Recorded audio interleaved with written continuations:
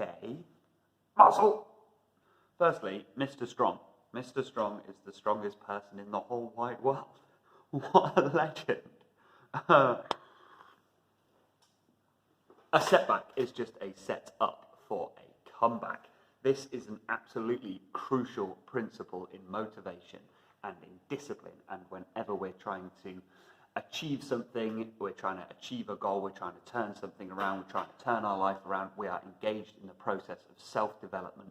We have got to understand that there are going to be setbacks, that nobody ever started out to achieve something and just had a clear run straight through to the end, just sprint finish right the way through to the end.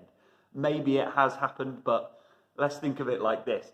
If that did happen, if somebody set a goal and just smashed it out the park immediately, then it wasn't a worthy goal. The goal wasn't hard enough. Or it's not really an achievement. It's like if I set myself, right, I'm going to set myself the goal of finishing this cup of coffee. Yeah, well, you know, there's probably going to be very few setbacks there, unless I choke or something, or have a heart attack, I don't know. But it's like, it's not really a goal then, is it? So it's like, if we're setting about to achieve something that is worthwhile, that is a worthy achievement, that is a worthy goal, then there's going to be some setbacks at some point. Welcome to the gym, by the way. This is Bodywise Gym, and I'm in my fresh PT t-shirt. In fact, check this out. Check me out. Boom. I feel a bit self-conscious sometimes about having my name on the back here. I feel a little bit exposed. I think it should just say personal trainer. Anyway, a setback is just a set up for a comeback. So, just to bring this into sort of like with me in my personal journey, obviously there's been many times that I've had setbacks and I've had failures and I've had defeats. And now when I work with clients and when I work with people who actually make significant progress with their goals, and then I also work with people who fall out of it,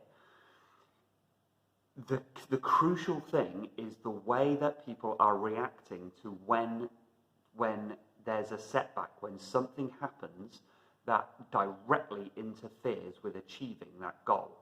So let's say you've been trying to lose weight and you're engaged in your exercise, your new fitness regime, your diet and everything, and then you get injured. This is a really common one. This is probably the most common setback, a really clear example. So we get injured and now we can't do the exercise we were doing, and it sucks.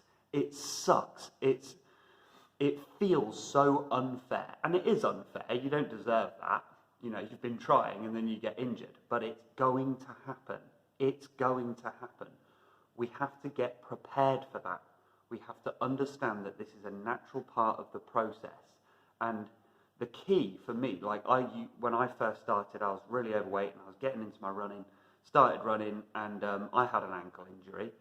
And the difference, because I could feel the negative voice in my mind was saying, oh, just quit then. You're no good. You'll never be able to do this. You'll never be able to get this. And but then I became very aware of that voice, and I became very aware that there was this feeling, but then there was this other part of me that's saying, no, I've set about to lose weight.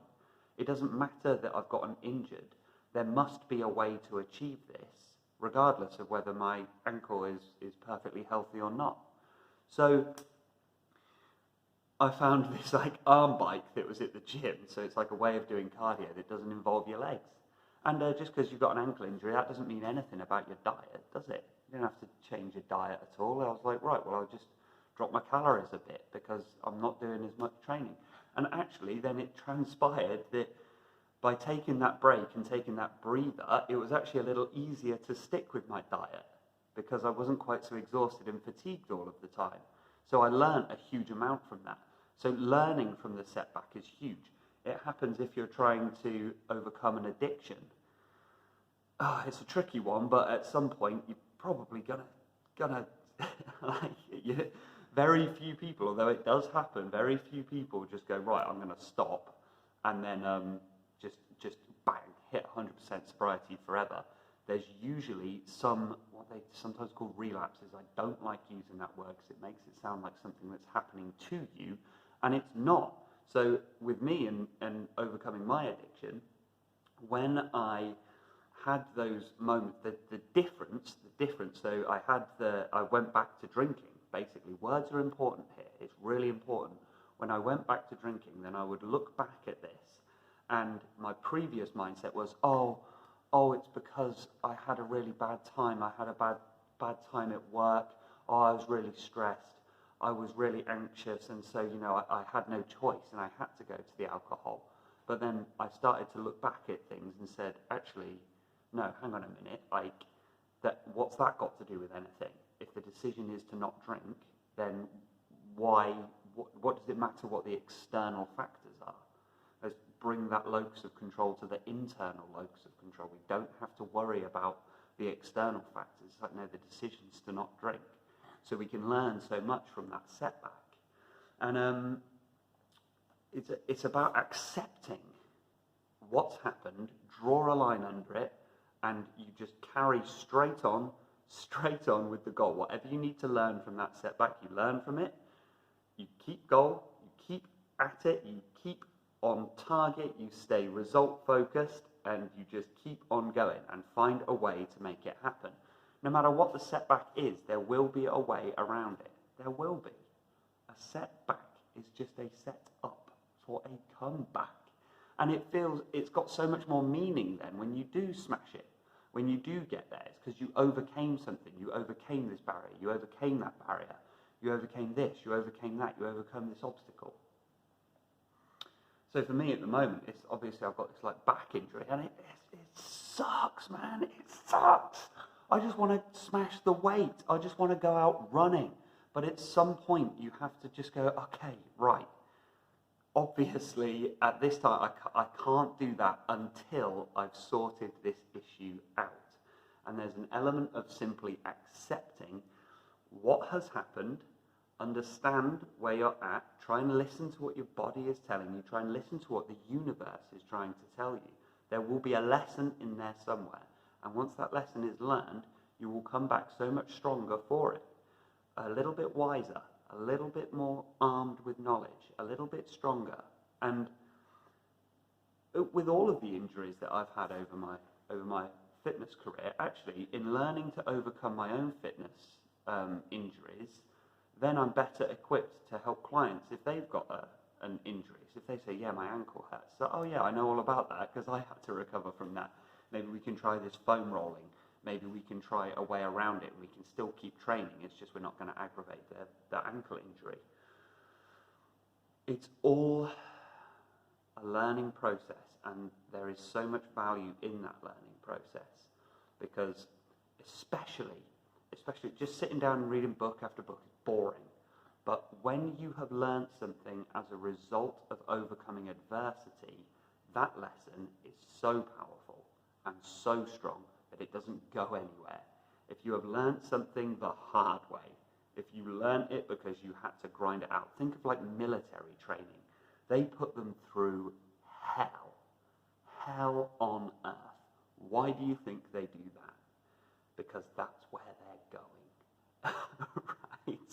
Right? They are about to drop them into hell itself.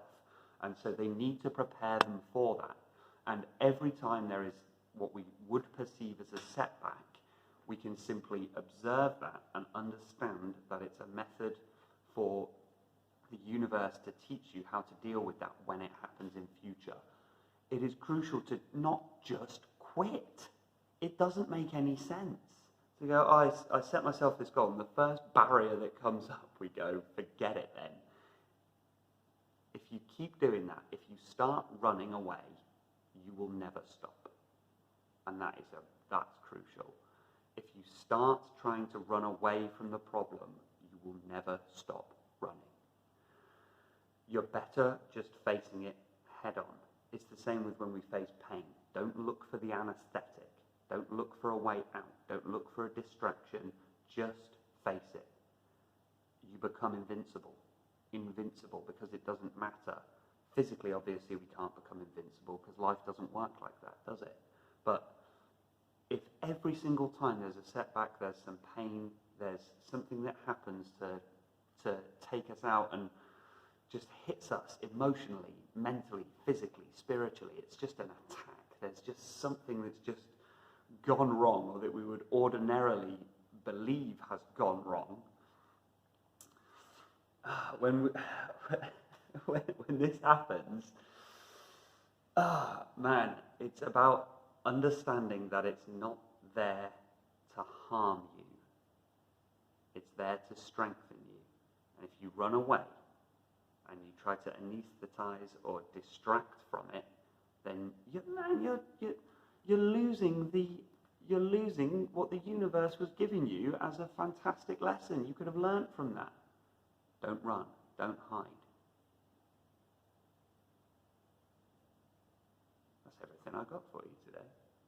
Welcome to the gym. My client's about to rock up right here. I'm about to go smash out some of these deadlifts right here.